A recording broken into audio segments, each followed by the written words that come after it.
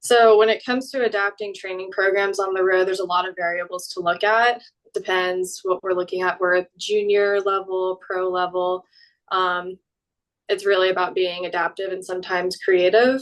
I think as a strength and conditioning coach, it's our job to know what the needs are for the player and try to keep that in their plan while they're on the road, but also being realistic about what they will most likely be able to do by themselves given the circumstances that they're in. And that's just me saying that is if a strength coach maybe isn't traveling with that player, if a strength coach is there, it can be a little different, but something is better than nothing. And I think that's an important thing to remember for the juniors because it's new for them to go on the road for weeks at a time. Let's say if they're playing ITFs. And some of them are scared to do any type of activity other than matches. Well, they don't realize that they're actually detraining just because their volume and intensity while they're training at home is going down. Yes, they want to be fresh for matches, but it's still a learning opportunity for them to see that they are still able to get in maybe some injury prevention, mobility, an extended warm-up before their matches and still feel relatively fresh. When it comes to endurance, most of those players are getting their endurance just from playing the tennis matches themselves. So I wouldn't say that's the highest priority on a training regimen for players on the road. But let's say a player loses early and they have a few days before they're moving into the next tournament, then it's okay to add in a little bit of conditioning depending on what they need and how they're feeling.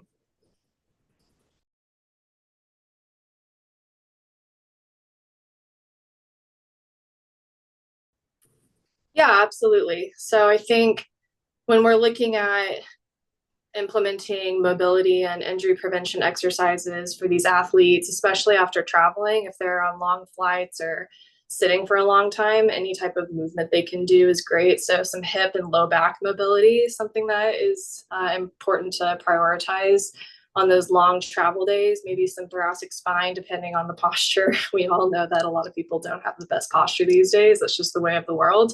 So just making sure we hit all of those big joints and making sure they're mobile and not stiff before they go out and start practicing and competing. When we're looking at different surfaces, let's say a player is transitioning to hardcore. Well, we all know the hardcore, it's pretty rough and rigid. It's going to be tough on the joints. So we want to look at maybe adding some eccentric training to help load those tendons for those demands of the hard court. Looking again, ankles, knees, hips, even going all the way up into the lower back is where you'll see some players feel some stiffness after transitioning to hard court.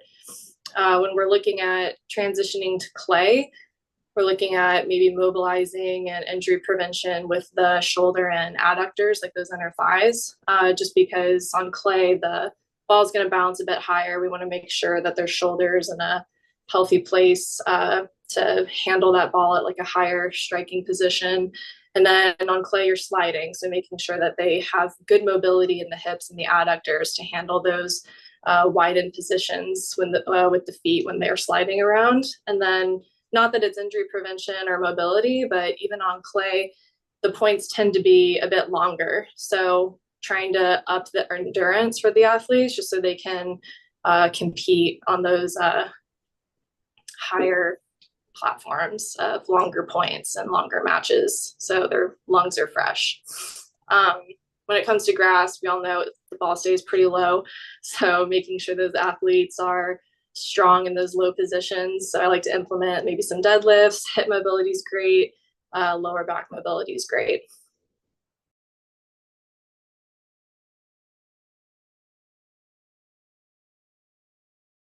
I think keeping the warm-ups and the cool downs as consistent as possible for the athlete is important. With tennis players, it's really key for them to have a routine and stick to it. So knowing their warm-up routine before it's a practice or a match and just having that same intensity, because we don't want the players to think, oh, it's a practice day. Like I can kind of just, breeze through my warm-up, not take it seriously, and then only take it seriously on match days. We want them to take it seriously for all of those circumstances. I think the one thing as a strength and conditioning coach is when you have your practice warm-ups and cool downs, you can utilize that maybe to use that to learn a new skill for the athlete, or maybe throw something in specifically they need more work on, just so they're getting more repetitions with that movement or exercise. But when they're on the road and they're traveling and competing, it's really about making them feel good and ready for the match.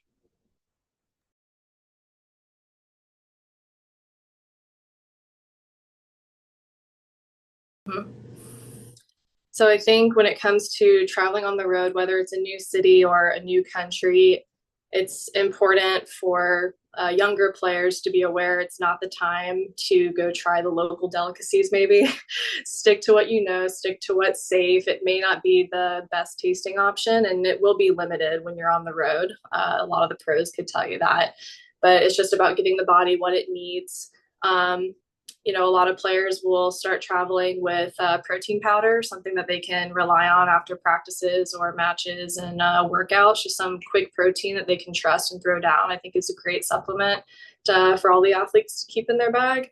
Uh, Athletes are now traveling with hydration packets, which is great to use after long travel days, or if you're in a really warm climate, you're sweating a lot, just keeping those electrolytes in and keeping the hydration up, and just trying to drink as much water as you can. Just be conscious of what you're putting in your body.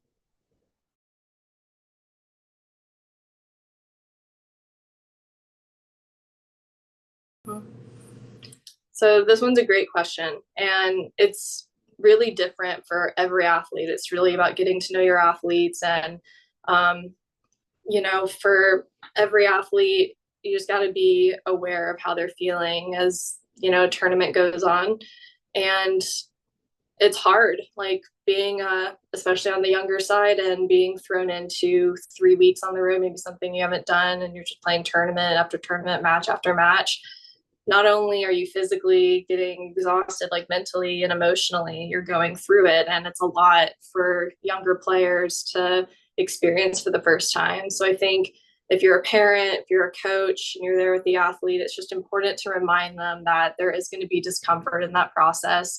It's normal. Everyone there is feeling the same way, and it's okay to be feeling that way. And then just trying to compartmentalize those feelings and try not to let it affect the competition. And the more you're doing it, the more practice you get, the better you get on it. And it's happening on the pro level, and there's a lot of factors. It could be your personal life, like what's going on, you didn't sleep very well. There's a lot of factors that can kind of set the tone for the day, but it's just learning the professionalism of the sport and knowing that you're not going to feel 100% every day. And if everyone felt 100% every day, it would be a completely different world in the world of tennis. So it's just a learning opportunity for them to stick to it.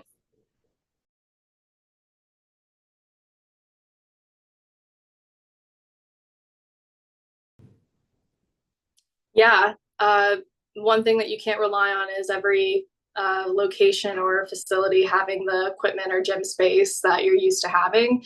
So you definitely got to be adaptive and creative to it.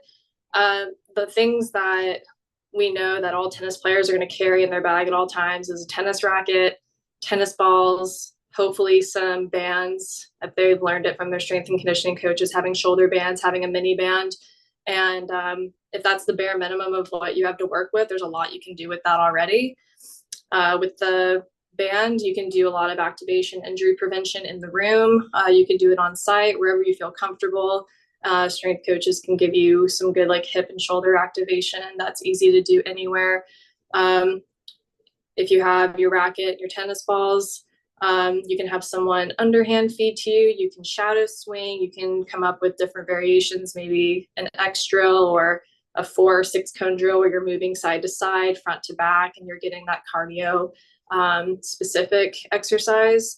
If there's no court space, feel free to go out into the parking lot of wherever you're staying. Maybe you can use the lines in the parking lot to do maybe some sprint intervals or some long distance. If your hotel has some stairs, maybe just go do some stairs in the stairwell.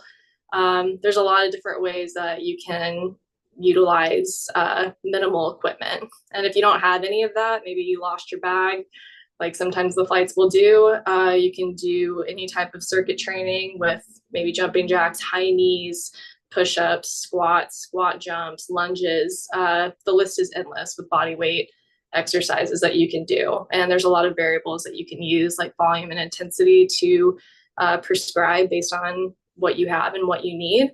And it's just important to communicate that with the strength coach and make sure that there's always a plan, but there's always something to do while you're on the road.